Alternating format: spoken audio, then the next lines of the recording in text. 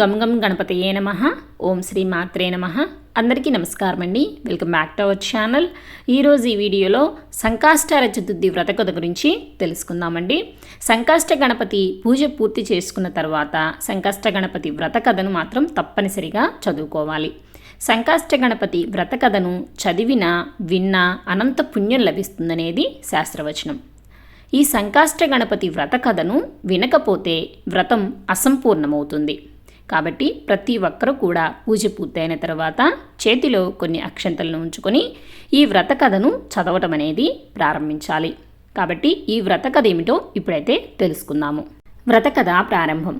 పూర్వం ఒకానొకప్పుడు స్వర్గాధిపతి అయిన ఇంద్రుడు వినాయకునికి గొప్ప భక్తుడైన భృగండి అనే ఋషిని సందర్శించి తిరిగి స్వర్గానికి వెళ్తుండగా ఒక ప్రదేశంలోకి రాగానే విమానము అకస్మాత్తుగా ఆగిపోతుంది.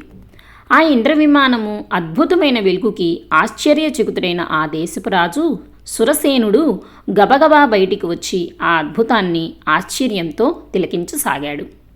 ఆ ప్రదేశంలో ఇంద్రుని చూసిన మహారాజు ఆనందంతో నమస్కరించారు. మహారాజు ఇంద్ర విమానము అక్కడ ఆగిపోవటానికి గల కారణాలను అడుగుగా అప్పుడు ఇంద్రుడు సురసేనుడి రాజ్యంలో పాపాలు అధికంగా చేసిన వ్యక్తి యొక్క దృష్టి సోకి విమానము మార్గమధ్యంలో అర్ధాంతరంగా ఆగిందని చెప్పాడు. అప్పుడు ఆ రాజు మరి ఆగిపోయే విమానము ఎలా బయలుదేరుతుంది అని అడుగుగా ఇంద్రుడు ఇవాళ పంచమి, నిన్న చతుర్థి, నిన్నటి రోజున ఎవరైతే ఉపవాసం చేశారో వారి పుణ్యఫలాన్ని తనకిస్తే ఇంద్ర విమానము తిరిగి బయలుదేరుతుంది అని చెప్పాడు. అప్పుడు సైనికులంతా చవితి ఉపవాసం చేసిన వారి కోసము రాజ్యమంతా తిరిగినా దురదృష్టవశాత్తు ఎవరూ దొరకలేదు. అదే సమయంలో వారికి గణేశ దూత ఒకరు ఒక మరణించిన స్త్రీ శరీరాన్ని భుజంపై మోసుకుని గణేశలోకానికి తీసుకుపోవటం కనపడుతుంది. ఆ స్త్రీ తన జీవితకాలంలో ఎన్నో పాపాలు చేసింది. సైనికులు వెంటనే ఎంతో పాపాత్మురాలైన ఈ స్త్రీని ఎందుకు గణేశలోకానికి తీసుకెళ్తున్నారు అని ప్రశ్నించగా దానికి గణేశ దూత నిన్నంతా ఈ స్త్రీ తెలుసో తెలియకో రోజంతా ఉపవాసం ఉంది.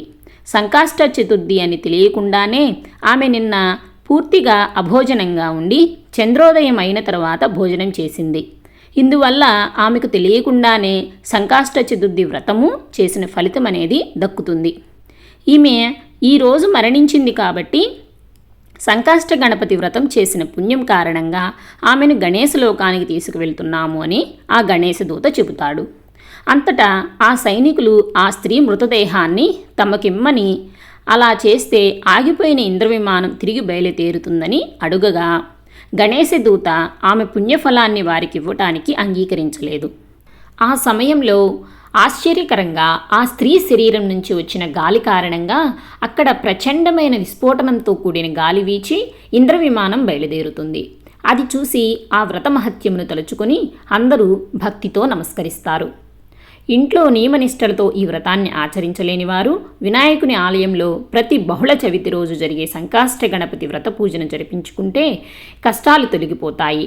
ఇంట్లో చేసుకున్నా దేవాలయంలో చేసుకున్నా కూడా పూజ అనేది పూర్తయిన తరువాత తప్పనిసరిగా చంద్రదర్శనం చేసుకుని శిరస్సున అక్షంతలు అనేవి వేసుకోవాలి. అప్పుడే ఈ వ్రత ఫలం అనేది దక్కుతుంది. చూశారు కదా, ఈ సంకష్ట గణపతి వ్రత మహత్యము తెలిసి కానీ తెలియక కానీ ఈ వ్రతం ఆచరించిన వారు ఎవరైనా గణేశలోకంలో కానీ స్వనందలోకంలో కానీ శాశ్వత స్నానాన్ని పొందుతారు అనేది శాస్త్రవచనము. ఓం శ్రీ గణాధిపతయే నమః. వ్రత కథ సమాప్తం. ఇప్పుడు చేతిలోని అక్షంతలను కొన్ని స్వామివారి పాదాల యందు ఉంచి మిగిలినవి శిరస్సుపై ధరించాలి. సో ఇదండి ఇవాల్టి వీడియో. ఈ వీడియో కానీ మీకు నచ్చినట్టయితే ప్లీజ్ లైక్ చేయండి, షేర్ చేయండి. అలాగే రానున్న కొత్త వీడియోస్ కోసం మన ఛానల్ అయితే సబ్స్క్రైబ్ చేసుకోండి. మరొక మంచి వీడియోతో మళ్ళీ కలుసుకుందాము. మరి సర్వే జనా సుఖినో భవంతు, లోకా సమస్త సుఖినో భవంతు. స్వస్తి.